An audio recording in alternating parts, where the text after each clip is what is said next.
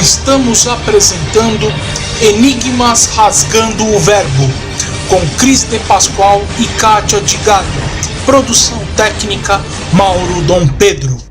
Olá pessoal, bem-vindos à Rádio Excel, a rádio da consciência livre. Você está entrando no programa Rasgando o Verbo. Boa noite, Kátia Gaia. Boa noite, Cris. Esse programa é um programa para quem sabe que o normal é ser diferente, né, Kátia?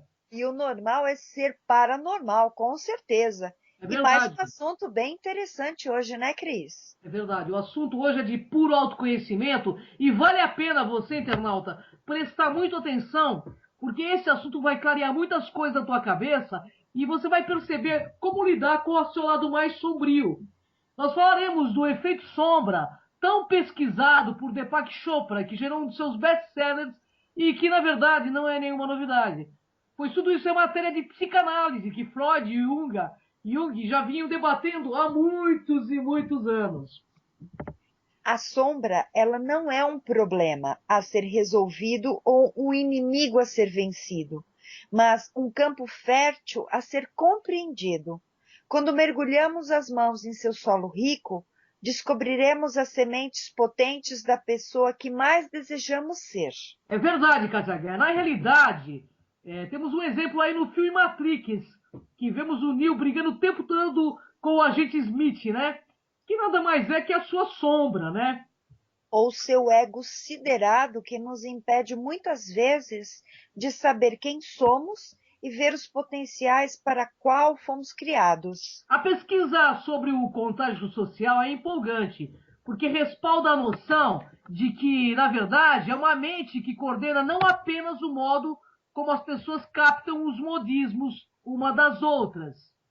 Ou decidem imitar-se, não apenas a que distância as células cerebrais sabem o que outras células cerebrais estão fazendo, mas remotos fenômenos como o de gêmeos separados por milhares de quilômetros que subitamente sabem o que está se passando um com o outro. Pois é, pessoal, esses conectores invisíveis vêm trazendo o inconsciente coletivo em muitas áreas da vida.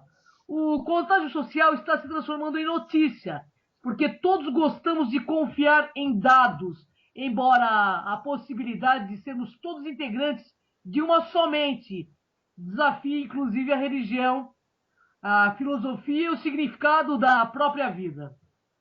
A sombra, portanto, é um projeto compartilhado. Qualquer um pode ter participação em sua construção.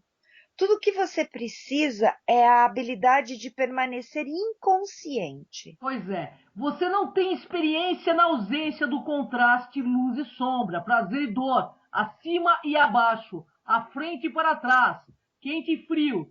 Se não houvesse divisões, não haveria manifestações. A consciência seria um campo vastamente árido, como um deserto. Você estaria ciente de tudo, porém de nada em particular.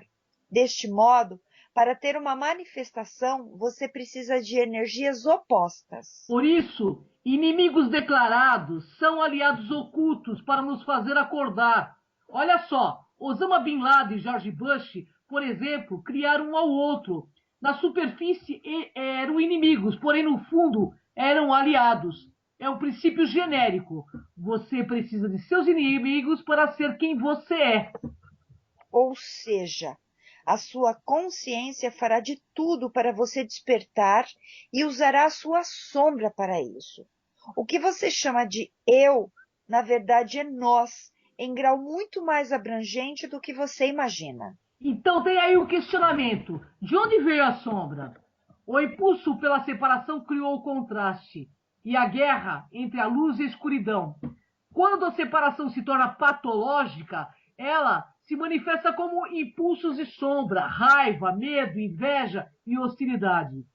Portanto, a alma se sente simultaneamente divina e diabólica, sagrada e profana, santa e pecadora. Pois é, e nas tradições da sabedoria oriental, nós temos um ditado que diz que o pecador e o santo estão meramente trocando de papel. Não se pode ter um Deus sem o diabo. O que é diabo? É a sombra mística, o anjo caído, mas ele nasceu divino. Na verdade, outra forma de interpretar a palavra diabo é o divino quando não se sente bem. Há uma conclusão chocante escondida por trás disso. Não se pode ter um universo se não houver a escuridão lutando contra a luz. A maioria das pessoas já viu um holograma criado com o uso de luz a laser, utilizando apenas o fragmento de uma foto ou objeto. O laser pode recriar o objeto ou a foto de forma integral, como se fosse mágica. Em vez de um fragmento, a plenitude surge à sua frente. Da mesma forma, mesmo que você esteja preocupado com os fragmentos da vida diária, cozinhar, trabalhar, divertir-se, coisas que gosta ou não. Na realidade, a sua mente projetou um holograma para você habitar. Você vive dentro da plenitude. O impulso holográfico não pode ser desligado ou destruído. Embora você possa olhar em volta e desgostar de muita coisa que vê em seu mundo pessoal, sentindo-se por vezes encurralado por outras pessoas em situações difíceis, você detém o poder de criar um holograma totalmente novo. Um novo holograma implica em um novo self. O que temos aqui é uma dica para um dos mais profundos segredos espirituais: o poder de alterar a realidade.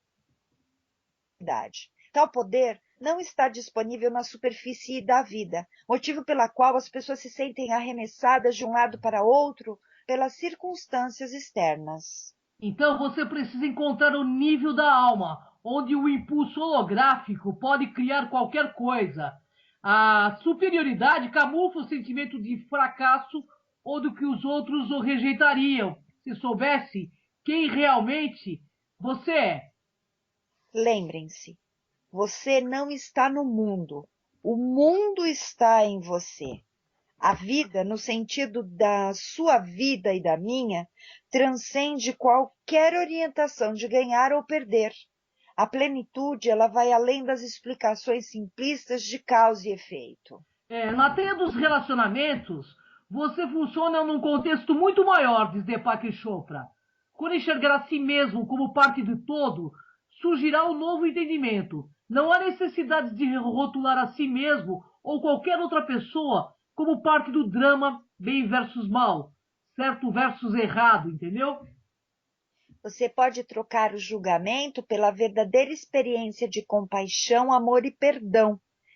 É essa a cura que vem de ser pleno. A plenitude deve sempre restaurar a si mesma. Seu corpo tem um leque de técnicas de cura. A plenitude e a cura, elas estão intimamente ligadas. As duas palavras derivam da mesma raiz em sânscrito. É crucial saber que você não vai deixar de ser você mesmo se buscar a transformação. O mundo de contrastes é sedutor e dramático. Sem o contraste, será que estaríamos condenados à mesmice eterna? Quanto mais forte a luz, maior a sombra. Não se trata de algo criado pela humanidade, é o modo como a natureza funciona. A alternativa não é praticável. Se o universo não tivesse as forças criativas se opondo simultaneamente ao declínio ou entropia, não haveria universo. De fato, precisamos dessas forças opostas, mas esse não é um argumento para a dualidade. Na verdade, é um forte argumento para a plenitude, já que é preciso uma perspectiva bem maior que isso, de ambos os lados para mantê-las em equilíbrio. No plano do ego, constantemente nos iludimos ao pensar que ser absolutamente bom é possível. Nunca mais vamos mentir, trapacear, sentir inveja, perder a calma ou ceder à ansiedade. Essa intenção, né, pessoal, nunca dá certo, porque ser totalmente bom o tempo todo é tão rígido quanto ser qualquer outra coisa o tempo todo. Há momentos em que é absolutamente certo e saudável ficar zangado ou sentir medo. A falha no pensamento positivo é que você não pode ser positivo o tempo inteiro. É uma atitude sã lutar contra ditadores, se opor à opressão de todas as formas, dizer a corruptos que eles estão errados e por aí adiante. A vida, ela apresenta desafios vindos do lado obscuro. Não precisamos endemoniar a sombra. Ela é a fonte de quase todos os desafios que valem a pena ser enfrentados. A ilusão no qual recaímos é pensar que a vida nos força a escolher entre o bem e o mal. Na realidade, é um terceiro caminho, que é ser pleno, da perspectiva da plenitude. Você pode equilibrar a escuridão e a luz sem se tornar escravo de nenhuma delas. A oposição entre as duas pode se transformar em tensão criativa. O mocinho tem que continuar ganhando, mas é melhor o bandido não perder de vez, pois então seria o fim da história. O universo ficaria como um museu, mumificado eternamente. Quando você tiver a experiência de ser a própria fonte em seu mundo, ao mesmo tempo você se tornará pleno. Diga a palavra elefante para si mesmo. Antes de surgir a mente, o seu vocabulário estava longe ou perto. Usamos a consciência por motivos individuais, a serviço do eu e meu. Porém, você pode se localizar no tempo e no espaço sem conseguir localizar a sua consciência. E não há distância entre você e uma lembrança. Você e o pensamento seguinte, partindo da perspectiva da plenitude, entendeu? Já que tudo está sendo coordenado de uma só vez. A distância é irrelevante. O que conduz a uma conclusão empolgante é o seu potencial para mudança também não está distante. Potencial é o mesmo que possibilidades não vistas. Ou você vê que algo é possível, ou não vê. Portanto, o impossível é apenas outro nome para o que não é visto. Consequentemente, a sombra que o faz enxergar um mundo limitado, temeroso e repleto de ameaças e possibilidades sombrias, está mascarando totalmente possibilidades não vistas, que poderiam saltar diante de seus olhos se você se expandisse além da sombra. Pois é, e no fim das contas, a plenitude é o mesmo que encontrar sua fonte. Não há divisão na fonte. Você está vivendo perto da fonte, da consciência, se as afirmações a seguir forem verdadeiras. Está em paz. Não pode ser abalado de seu centro. Possui autoconhecimento. Sente compaixão sem julgamento. Vê a si mesmo como parte do todo. Não está no mundo. O mundo está em você. Ações espontaneamente o beneficiam. Seus desejos se manifestam facilmente, sem desgastes nem esforços. Pode executar ações intensas com desprendimento. Não está visando nenhum resultado pessoal. Sabe como se render. A realidade de Deus é visível em toda parte. A melhor época é o presente. O primeiro passo é o mais importante. Não seja leal à dualidade. Pare de rotular, culpar e julgar. Abra mão das fantasias e mostrar que o mundo, que você está certo, que os outros estão errados. Os professores espirituais vêm ofertando esse conselho há séculos.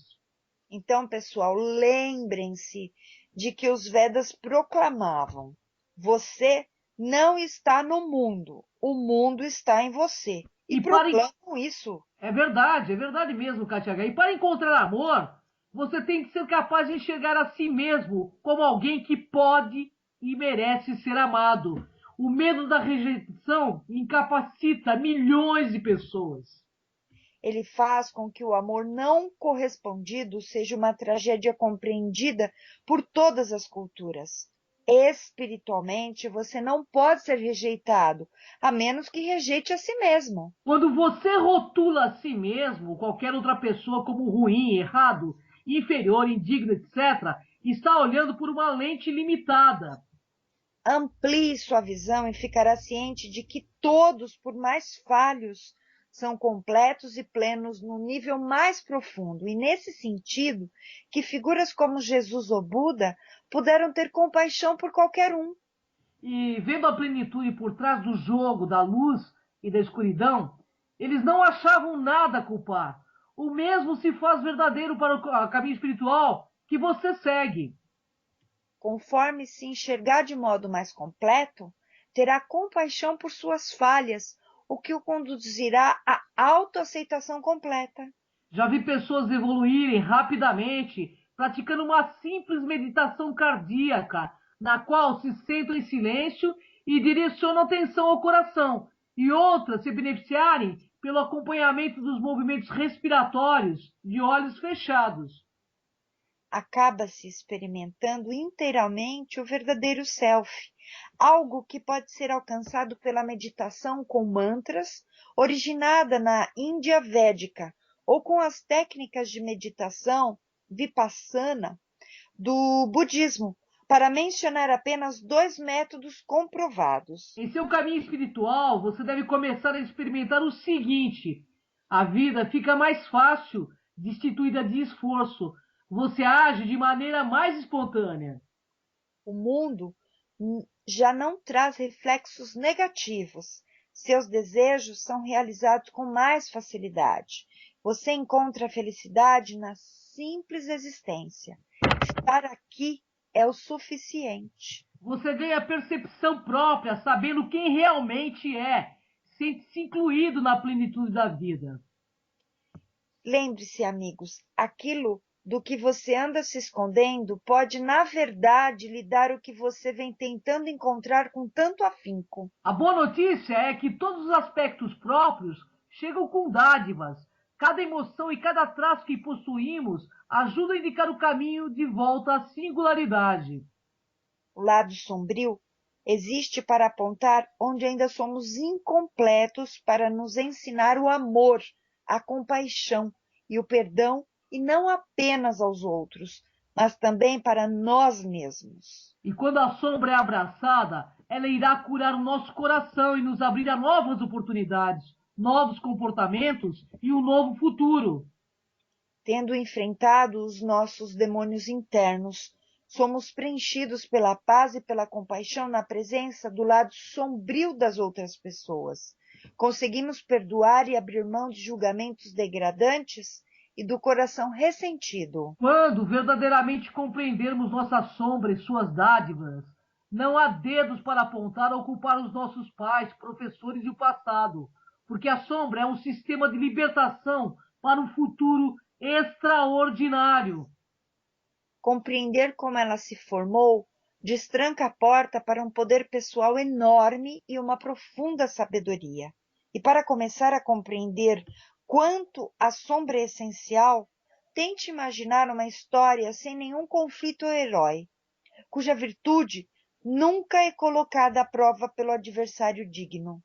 O herói de qualquer história não poderia existir se não fosse pelos vilões que desafiam ao longo do caminho.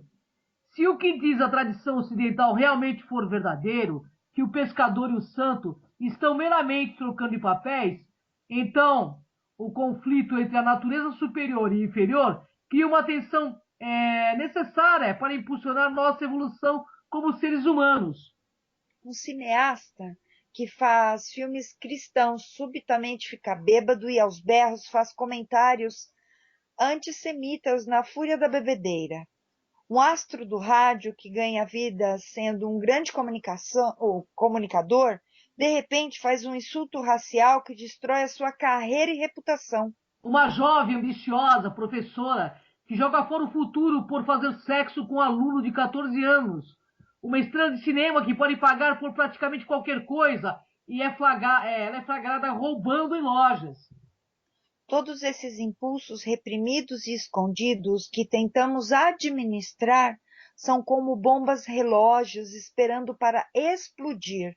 E podemos ter certeza de que o efeito sombra surgirá no momento menos oportuno, quando estivermos à beira do sucesso financeiro ou vivendo um novo romance. Há poucos dias de nos aposentar ou prestes a fechar um negócio que poderia mudar nossa vida para sempre.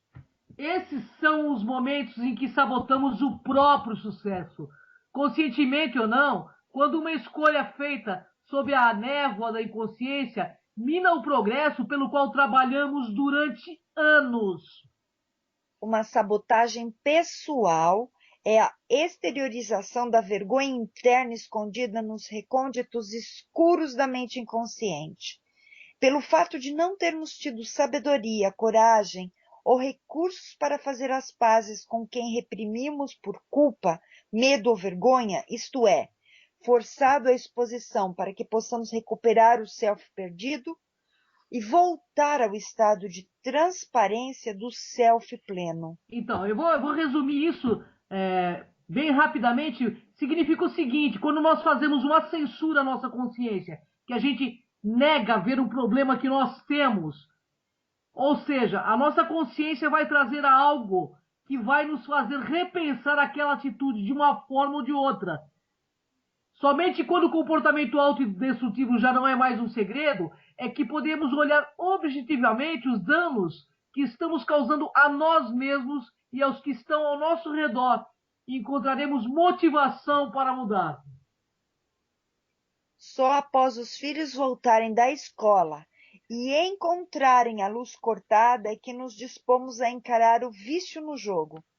É preciso ser detido no trânsito para despertarmos para o fato de que o hábito de beber está fora do controle. Pois é, quando saímos para jantar com amigos e o garçom anuncia que o cartão foi recusado, finalmente nos damos conta de que os gastos estão fora de controle.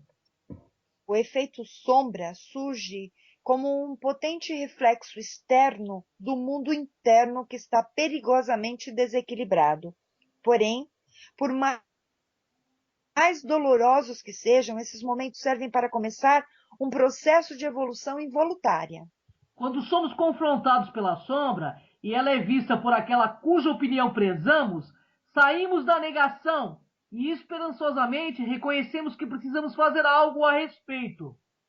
Se queremos evitar a cólera do efeito sombra, precisamos fazer uma verificação da realidade diariamente, observando se estamos agindo de maneira que pode nos envergonhar, constranger ou destruir família, carreira, saúde ou autoestima. É verdade, porque tudo aquilo que a gente não domina na nossa vida vai dominar a nossa vida. Quando outras pessoas aparecem e refletem em você uma imagem do self indesejado, você se torna reativo.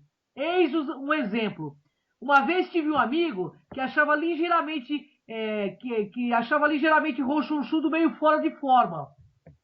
Ao conhecê-lo por meses, notei em qualquer lugar a que fôssemos, ele sempre apontava um cara acima do peso, barrigudo e com as calças caindo. Um dia, ele apontou o dedo na direção de um homem que jamais veria novamente e comentou comigo: "Mas que relaxado! Por que você acha que esse cara não se cuida?" Finalmente, não consegui ficar de boca fechada e juntei coragem para lhe dizer que estava apenas projetando as próprias preocupações com o peso em pobres homens gordos que ele nem conhecia.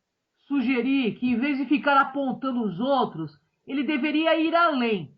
Achei que ele tropeçaria nas escadas rolantes ao olhar para a barriga estufada, como se fosse pela primeira vez. O rosto dele murchou, conforme se deu conta de que também carregava uma dúzia de quilos indesejados. Constrangido, timidamente me perguntou se de fato se parecia com os outros homens. E, temendo arruinar a nossa amizade, disse que ele talvez não estivesse tão ruim quanto os outros, né? Mas havia diversos lugares para onde poderia olhar quando estivéssemos em público. Portanto, isso deveria significar que até certo ponto ele realmente estava se projetando e deveria assumir o próprio corpo e mudar a forma como se apresentava ao mundo, ou não estaria tão ligado a essa questão. Só havia reparado na barriga dos outros homens e nossas projeções sempre nos chocam, foi o que disse a ele. E quando estamos julgando alguém, nunca pensamos de fato sobre nós. Porém, uma vez que compreendemos por que apontamos o dedo, podemos começar a nos desvencilhar de nossas percepções e julgamentos vorazes a respeito dos outros. Precisamos lembrar o velho ditado: se você viu, é porque também tem. Em anos de palestra, já tivemos momentos bastante engraçados, quando as pessoas ficavam com raiva por sugerir exatamente esse conceito de projeção. E por lhes dizer que elas também possuem as características que gostam ou desgostam dos outros. Há muitos exemplos famosos de projeção. Eliot Spitzer, ex-governador de Nova York, passou a carreira tentando varrer a prostituição por achá-la absolutamente inaceitável, mas se envolveu em um escândalo com uma garota de programa. E o ex-porta-voz do governo, Newt Gingrich, que continuamente apontava o dedo em crítica ao presidente Bill Clinton e era a favor do seu impeachment por suas indiscrições sexuais. E este mais tarde, pessoal, foi flagrado com o caso fora do casamento. O famoso pastor Ted Haggard, que falava fervorosamente contra a imoralidade e o homossexualismo, mais adiante foi descoberto num relacionamento gay regado a drogas. E o fenômeno de rádio, pessoal, Rush Limbaugh, que em seu programa condenava abertamente os viciados em drogas, mais tarde admitiu a própria dependência a drogas prescritas. Poderíamos, neste programa, literalmente dar milhares de exemplos de pessoas que em público condenam os outros, menosprezando o comportamento que elas próprias têm. Você acha que essas pessoas realmente têm a intenção de destruir a própria carreira, humilhando-se publicamente e envergonhando a família? Era realmente a intenção que tinham, será? Ou teriam sido de fato pegos de surpresa, ficando profundamente decepcionados com o próprio comportamento? Será que o diabo me fez fazer? Não seria, na verdade, a sombra disfarçada? E aqui está o mais empolgante. Quando você entende a projeção, jamais verá o mundo da mesma maneira. E neste mundo holográfico, tudo é um espelho. E você sempre se vendo e falando consigo mesmo. É verdade, porque o outro é o anjo que nos abraça ou é o espelho da nossa desgraça, né? E se você escolher, pode olhar agora para o que o afeta emocionalmente como um alarme, uma pista para desvendar a tua sombra, um catalisador para o crescimento que lhe dá a oportunidade de recuperar um aspecto oculto de si mesmo. Cada sombra que abraçar lhe permitirá experimentar mais amor, mais compaixão, mais paz e um senso maior de liberdade. Eu me lembrei de uma cena de Batman, o Cavaleiro das Trevas, em que o Coringa está segurando uma faca junto ao pescoço do Batman. Batman o desafia dizendo: vai em frente, me mate. O Coringa, com uma expressão perplexa e retorcida, responde: não quero matá-lo, você me completa. O que ele está dizendo é que, sem o oponente heróico, ele não seria nada. E se formos astutos o suficiente para inserir nossos vilões internos, o pessimismo, o self arrogante, o ditador, a vítima, no roteiro do self superior e reconhecer que eles não são nossos inimigos, mas partes feridas e perdidas de nós mesmos, com profunda necessidade de amor e aceitação, poderemos viver de acordo com a missão mais sublime da nossa alma e encontrar a paz. Se vemos alguém que queremos imitar, é porque estamos vendo qualidades que existem em nós. Se estamos encantados por outra pessoa, é porque o aspecto que amamos nela existe dentro de nós. Não há nenhuma qualidade em outra pessoa a qual que reagimos que nos falte, entendeu? Ela pode estar escondida por trás de algum mau comportamento ou alguma antiga crença obscura que diga que somos exatamente o oposto daquilo que vemos em outra pessoa. Mas juro que se estiver atraído por uma qualidade em alguém, independentemente da sua grandiosidade, ela também existe em você. Qualquer coisa que o inspire é um aspecto seu. Qualquer desejo do coração existe para apoiá-lo na descoberta e manifestá-la. Se você tem uma inspiração de ser algo, é porque tem potencial para manifestar a qualidade que está vendo e o comportamento que essa qualidade fará aflorar. Lembre-se, nossa sombra está quase sempre tão bem escondida de nós que é quase impossível encontrá-la. E se não fosse pelo fenômeno de projeção, talvez ficasse escondida pela vida inteira, né? E a essa altura, você talvez seja capaz de reconhecer que a sombra, com toda a sua dor, trauma e briga, é uma parte indestrutível de quem somos. Não importa quanto nos esforcemos, jamais teremos êxito em nos livrar dela ou silenciar a sua presença. No entanto, temos a chance de decidir se queremos permitir que ela destrua nossas vidas e nos roube de vivenciar nossa grandeza, ou se vamos tirar dela toda a sabedoria e usá-la para nos impulsionar na versão mais extraordinária de nós mesmos.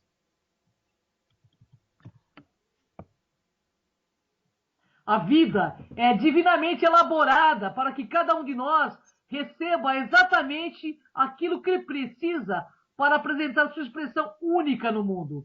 Assim como uma flor de lótus nasce na lama, precisamos honrar as partes mais sombrias de nós mesmos e as nossas experiências de vidas mais dolorosas, pois elas são elas que nos permitem o nascimento do mais belo self.